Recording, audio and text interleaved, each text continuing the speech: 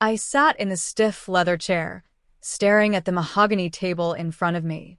My hands were folded neatly in my lap, calm, steady. At least that's how I appeared. Inside, my stomach was a knot of dread. The room smelled of old paper and cologne. My older brother, Ryan, lounged across from me with the confidence of someone who already knew the outcome of the meeting. He wore our father's old Rolex, a silent trophy he started wearing the week after the funeral. Mr. Hillman, our family attorney, cleared his throat and opened the folder with a certain slowness that made me want to scream. "This is the last will and testament of William Charles Dawson," he began formally. "As his children, Emily Dawson and Ryan Dawson are present and will proceed with the reading." I felt my breath catch, but I didn't let it show. I was prepared for disappointment. My father never made it a secret that Ryan was his favorite, but I wasn't ready for what came next. "To my son, Ryan Dawson," Mr. Hillman read, "I leave full ownership of the Dawson family estate, all liquid assets, my shares in Dawson Timber, and the contents of my personal safe." Ryan smirked, not even a flicker of surprise. He had known. "And to my daughter, Emily Dawson," Mr. Hillman continued. I looked up. "I hope you find peace in your own way." My ears started ringing. I blinked. "I'm sorry," I said quietly. "Could you repeat that?" Mr. Hillman looked uncomfortable. "That's the extent of what your father left for you, Emily." "No trust fund?" I asked, my voice cracking. "No savings?" "Not even." I paused, swallowing the lump in my throat. "Not even the watch I gave him for his 60th? There was a long silence. Mr. Hillman didn't look me in the eye. Ryan looked smug. "You always knew how Dad was," Ryan said with a lazy shrug. "I mean, he knew you'd be fine. You've got that teaching job, right?" I couldn't speak. My mouth opened slightly, but no sound came out. "He probably didn't want to burden you with the house," Ryan continued. "And let's be honest, Emily, you never really fit into the family business. You were always somewhere else." My eyes filled with tears, but I refused to blink. "I wouldn't give them that." "I see," I said softly. My voice didn't shake, and that felt like a small victory.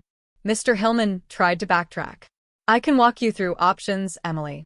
If you need anything, please." "No," I said, rising to my feet. "Thank you." Ryan leaned back and crossed his arms. "You gonna cause drama? Call a lawyer? Contest it?" I looked at him, my brother who never once helped our father with hospital visits, who never picked up when Dad fell after his stroke, who only came around for money and still somehow walked away with everything. "No," I said again more firmly. "I'm not going to fight." He raised an eyebrow. "Really? Really?" I picked up my purse and walked out of the law office without looking back. Each step down that hallway felt like walking out of a storm and into something much quieter. But I didn't know yet that silence could be powerful. That moment, that betrayal, should have broken me. But it didn't. It made me rich in a way my father and brother could never understand. Because what came next, that was mine. Every bit of it. And they wouldn't see it coming. People always assume favoritism happens in loud, obvious ways. Front row seats at school plays, trophies given to the wrong child, hugs withheld, punishments dealt unevenly. But in our house, favoritism was quiet. My dad never yelled at me. He never raised his hand. He didn't have to. His love was precise, perfectly measured and carefully rationed. And if you weren't Ryan, you got the leftovers. I remember once, I was maybe 9, I got second place in the county spelling bee. I'd studied every night after dinner, even practiced during recess. When I walked into the kitchen, clutching my ribbon, my mom beamed and clapped. My dad? He barely glanced up from his newspaper. "Second place," he said. "So, someone out there's better than you, huh?" He wasn't joking. He never joked. Ryan, meanwhile, failed 2 classes that same semester. My father gave him a pat on the back and said, "Not everyone's a scholar. You've got street smarts." That's how it always was. Ryan could do no wrong. I couldn't do enough right. Birthdays were a study in contrast. His were full of friends, music, long tables covered in barbecue and cake. Mine were quiet dinners with immediate family, and Dad always had something come up. A work emergency, a conference call, or just a nap. Mom tried to even things out. She'd buy me little gifts and slip them into my school bag. She'd write me notes in my lunchbox. "You're enough." But even as a child, I knew she was compensating for something we weren't allowed to say out loud. And maybe the hardest part? I never hated Ryan. I wanted to. God, I tried. But he was charming. Funny in the way boys know they're allowed to be. He'd ruffle my hair, call me and toss me the last cookie before anyone noticed. But he also knew. He knew he was the chosen one. He wore it like a crown. In high school, I got accepted into the National Honor Society and won a scholarship to a science camp. My father's response? "That's great, Em. You always were the studious type." But Ryan's thinking about taking over the warehouse side of the business. Now that's real work. Ryan didn't even show up to that camp send-off. Too busy getting a new car, a gift from Dad for staying out of trouble. College was my escape. I went to Austin, majoring in education, living off scholarship money and work-study jobs. I called home every Sunday. Sometimes no one picked up. When they did, the updates were always about Ryan. Ryan's moving in with Jessica. She's a lawyer. Ryan's talking to Dad about expanding the lumber yard. Ryan just bought a boat. And then came the sentence that followed me like a shadow. "You know, your brother really should be the one giving you advice. He's got a good head on his shoulders." I stopped calling as much. After college, I moved back to Fort Worth to teach high school English. My mom had gotten sick, breast cancer, and I wanted to help. I drove her to appointments, sat in the waiting room reading poetry while she got chemo, made her smoothies when her throat burned too much to eat.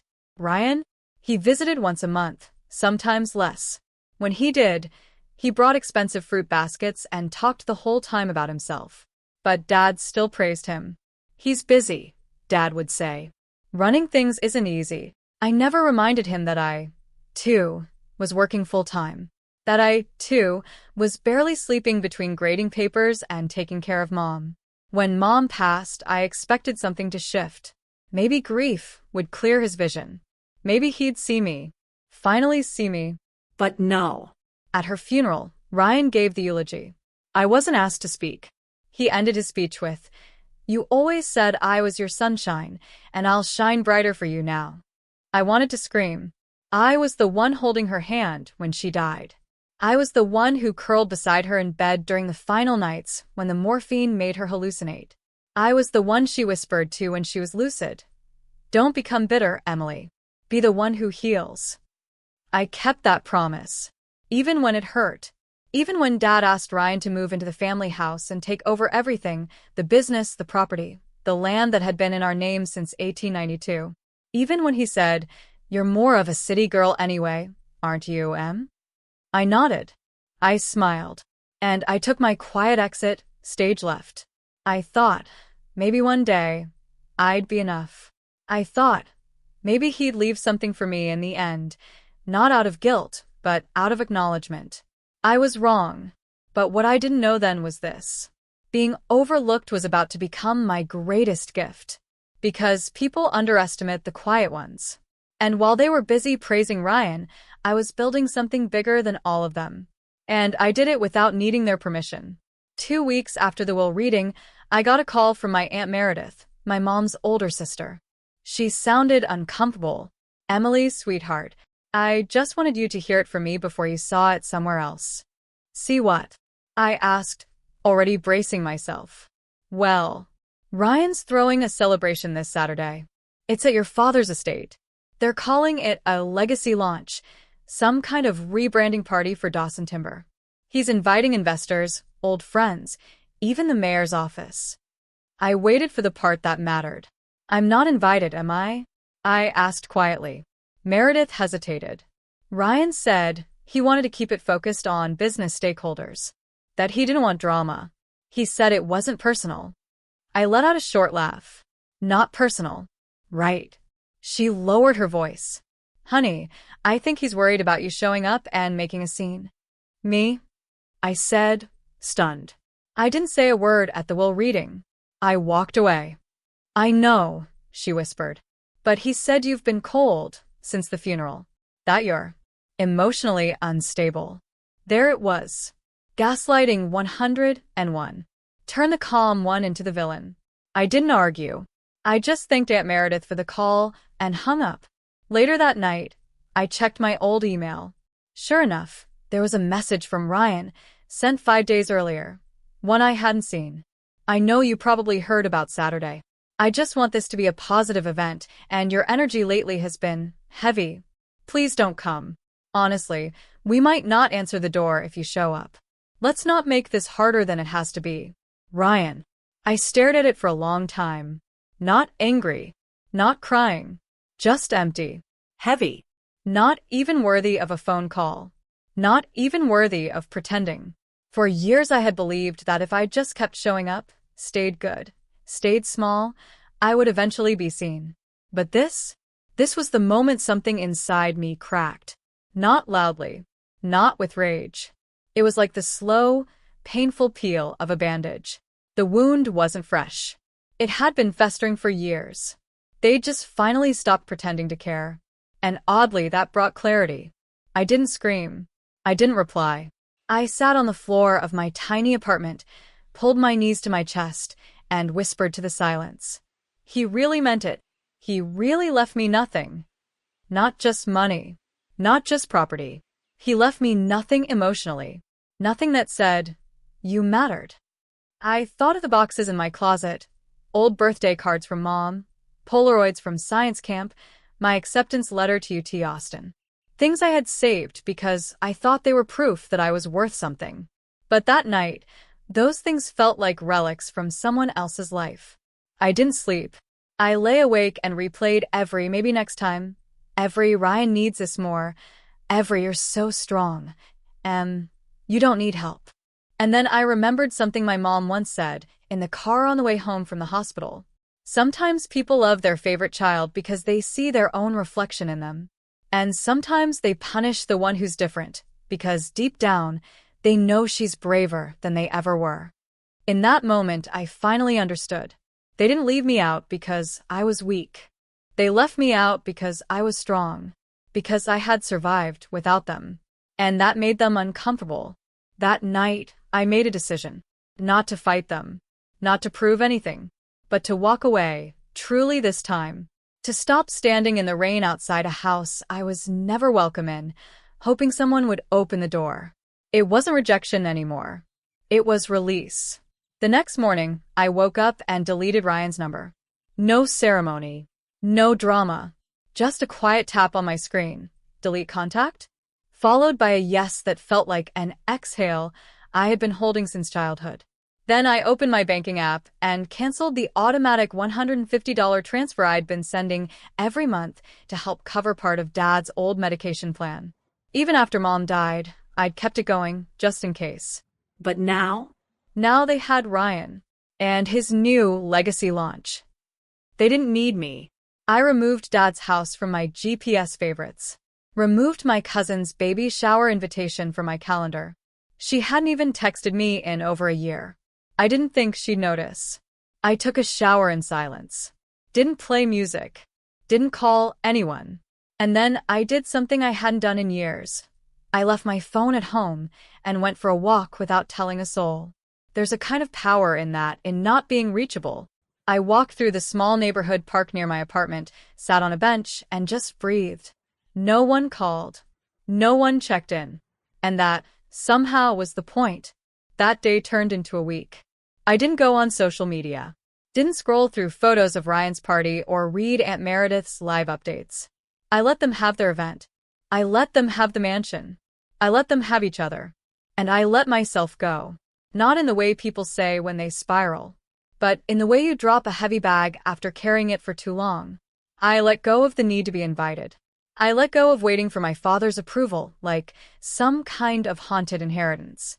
I let go of being the one who always tried. There was no big announcement. No dramatic, I'm cutting you off. I just stopped replying. Stopped reaching. Stopped explaining myself. And, in that stillness, I felt something shifting. For the first time in my life, my silence wasn't heavy. It was holy. I started going to bed earlier, waking up with sunlight instead of sadness. I cooked real meals for myself, not frozen dinners in a microwave, but soup from scratch, bread I kneaded with my own hands. I started journaling again. Not about them, not about the past, but about myself, about what I wanted, who I was outside of being the responsible one, who I could be without being the backup plan, the spare daughter, the good girl who always had to make room for everyone else. I thought about applying for a fellowship to study literature abroad, something I'd wanted for years but always pushed aside because what if they need me? They didn't. And I didn't need them either. One afternoon, as I folded laundry, I found an old shirt tucked at the bottom of the basket. It was from college, a faded UT Austin tee, frayed at the collar. I almost threw it away. But then I looked closer. On the inside tag, written in my mother's handwriting in black Sharpie, "You belong to yourself. Always." I sank to the floor, the shirt in my lap, and let the tears come. Not the desperate kind. Not the ones that beg for change. These were tears of relief. I had spent so long being the giver, the fixer, the one who made herself smaller so others could shine. But now I was done. There was nothing to fight for anymore. Nothing to prove. And somehow, in that emptiness, I found peace. A deep, rooted, quiet peace. The kind you don't ask permission for. The kind you don't explain. I didn't post about it. Didn't update anyone. I just lived. And that was the most powerful thing I had ever done. It was a Tuesday afternoon, a few weeks after Ryan's celebration, when I got a knock on my door. Unexpected. I peeked through the peephole. A woman stood there, maybe mid-40s, wearing a navy blazer and holding a manila folder. I opened the door cautiously. "Emily Dawson?" she asked politely. "Yes. I'm sorry to show up unannounced. I'm Claire Hendricks. I'm an estate researcher. I work with historical preservation grants and private land transitions. I'm following up on your late father's property, specifically, the Westwood cabin." My eyebrows raised. "The one in Vermont?" She nodded. "Yes. Technically, it's listed under Dawson Timber Holdings, but there's a clause in the original deed. It was never included in the corporate portfolio. It was transferred years ago, and the interesting part is it was transferred to you." I blinked. "To me?" Claire opened the folder and pulled out a photocopy of a handwritten document. "Your father filed this quietly in 2014. It names you as the beneficiary of the Westwood cabin and the surrounding 6 acres. The trust was structured to go directly to you upon his death, bypassing probate." My heart thudded. He gave that to me?" I whispered. Claire smiled gently. "That cabin was originally your mother's retreat, wasn't it? The one she helped build before they were even married." I nodded, stunned. She used to call it her peace place. I haven't been there in over a decade. "Well," Claire said, "it's yours now. Completely. There's no contesting it. It was sealed with her signature too. I imagine your brother doesn't even know." I leaned against the doorframe, trying to make sense of it. "He left me something," I murmured. "He left me the only place that ever felt like home." Claire paused, her tone softening. "I know this isn't my business, but when I started researching you, I expected a spoiled heiress. That's usually what I deal with. But I couldn't find anything scandalous. No lawsuits. No media drama. Just teaching records, volunteer work, scholarships. You helped fund that literacy program in East Austin, right?" I blinked. "Yes. Years ago. My niece learned to read because of you," she said quietly. "You don't know me, but you changed her life. You changed our whole family's trajectory." My throat tightened. "No one ever told me that," I whispered. She nodded. "Most people don't. But I thought you should hear it." A long silence passed between us. "You're not who they say you are, Emily," she added. "You're more." Tears pricked my eyes, not because I was sad, but because it had taken a complete stranger to say something my own family never did. She didn't ask for anything. She handed me the folder, gave me her card, and left with a quiet smile. And I stood there in my doorway, holding proof that I wasn't invisible after all. That my father, flawed, distant, complicated, had seen me. In his own way. He just didn't say it. He wrote it down. In land. In legacy. And now it was mine.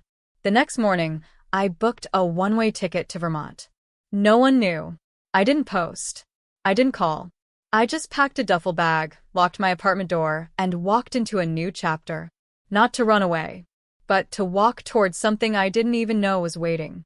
A place where my mother once found peace.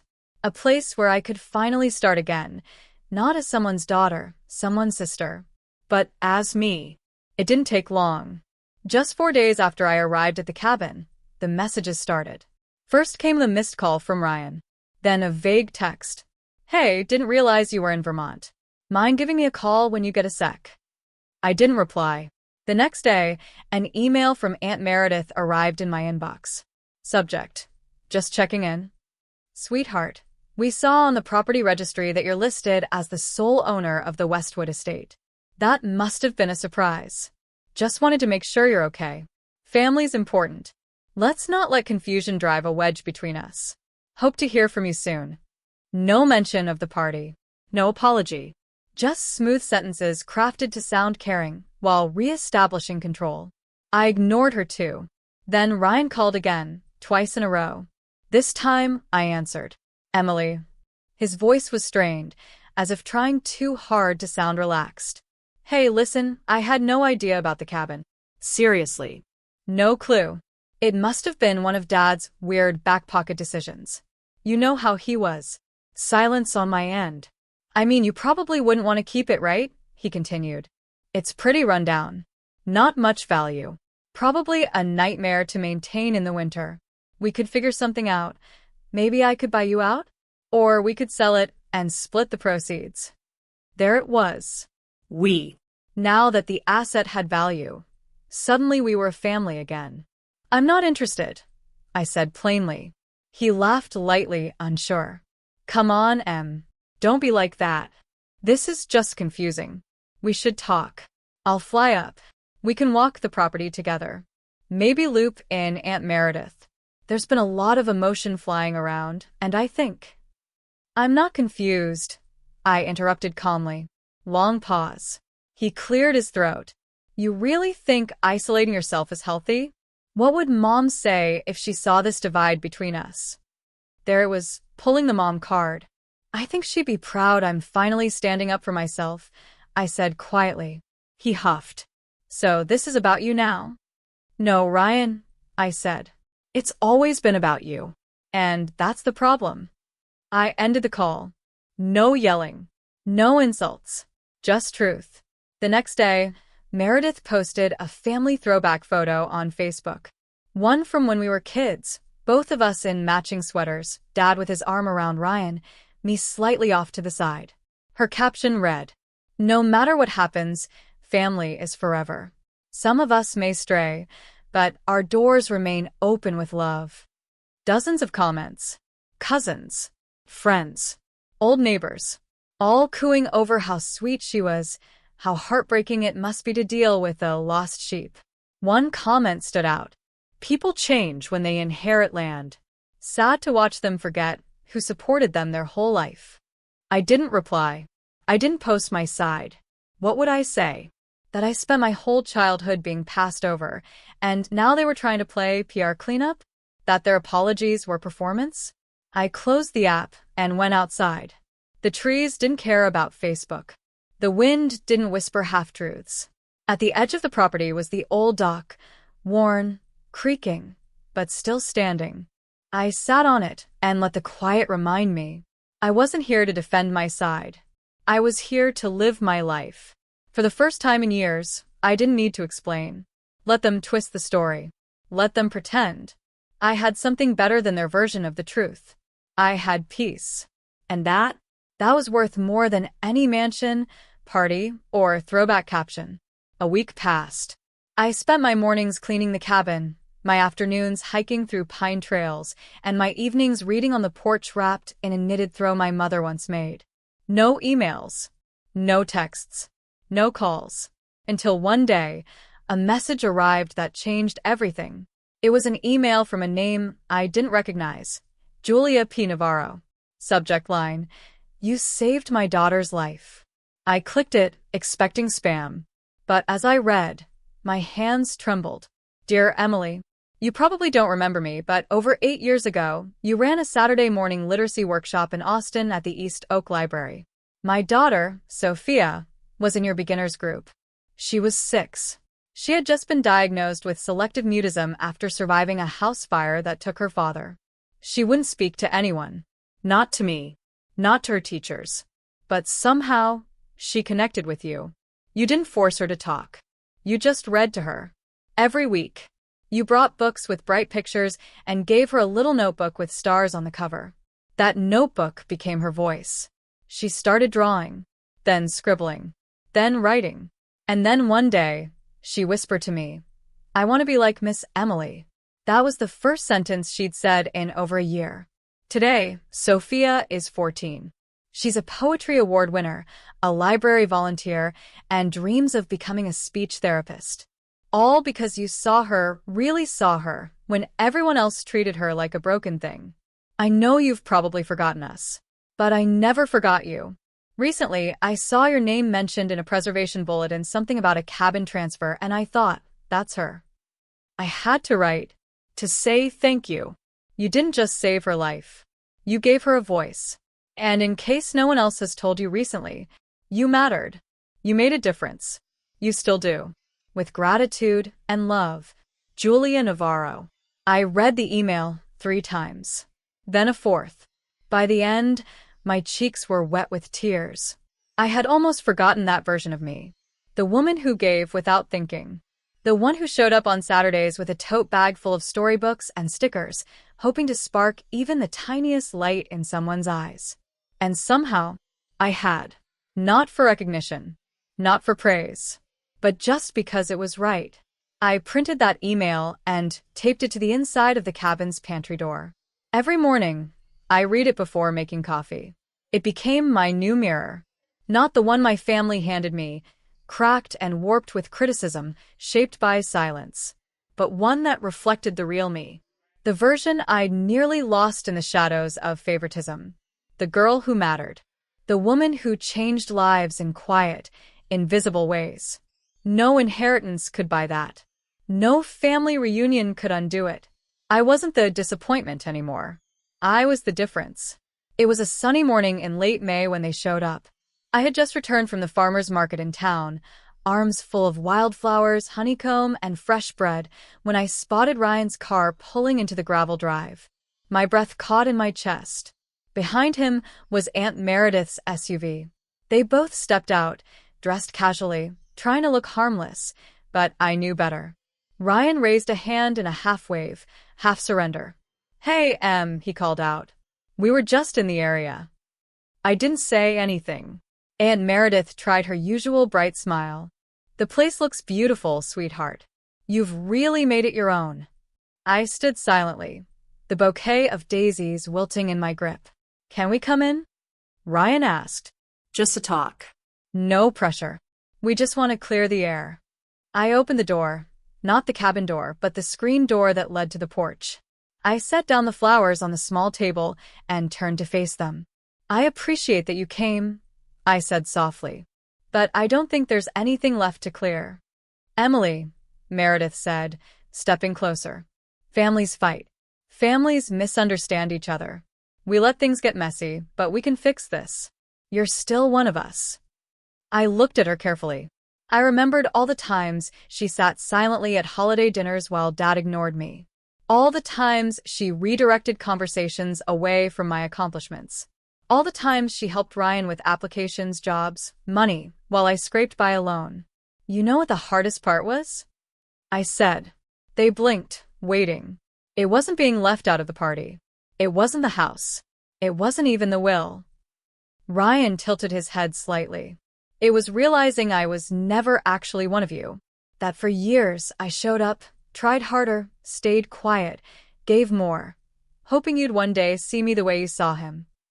I pointed at Ryan. And you never did. Not because I wasn't good enough, but because you never wanted to. Their faces fell. I used to think that made me unworthy, I continued. But now I know better. I was just inconvenient to your narrative. Ryan opened his mouth, but I lifted a hand. You don't have to respond. I'm not angry. I'm not bitter. I'm just done. Emily, Meredith began. No, I said firmly and gently. Not a shout. Not a breakdown. Just a full stop. They stood still for a moment longer, unsure of what to say. Ryan reached into his pocket and pulled out a folded envelope. Dad wrote this. We found it taped under his desk drawer. It's addressed to you. He extended it. I took it silently, not breaking eye contact. Then I stepped back toward the cabin. Take care of yourselves, I said. Then I closed the screen door. Not slammed. Just closed. Inside, the air felt warmer. Lighter. I didn't open the envelope right away. I made tea. Watered the herbs on the windowsill. Let the silence settle around me. Then, slowly, I unsealed the letter. But that part of the story, that message from the man who never knew how to love me out loud, would be mine alone. No one needed to see it. Because I had already spoken the most important words of all. No. I used to think love was something you earned. That if you worked hard enough, stayed small enough, gave everything you had, someone would eventually look at you and say, you belong. But life doesn't always work that way. Sometimes, the people who should love you the most are the ones who choose not to. Sometimes, no matter how much good you do, they still pick the golden child. Still give your seat away. Still pretend your light doesn't shine just as bright. And for a long time, I thought that meant something was wrong with me. But now I know better. The truth is, some people will only see what they want to see. And if your goodness threatens their narrative, they'll write you out of the story. But you are still the story. You are still the miracle. You are still the one who stayed kind in the face of cruelty. Who showed up when no one clapped. Who gave even when you were running on empty. You are not invisible. You are just surrounded by people who close their eyes. And walking away? That isn't failure. It's freedom. Because sometimes, the richest thing you can inherit is peace. And the truest kind of wealth is knowing your worth doesn't come from someone else's will. It comes from the way you live. So, if you're watching this, if you've been passed over, if you've been the second choice, the forgotten one, the giver in a room full of takers, let me say this clearly. You are not too much. You are just too real for people who pretend.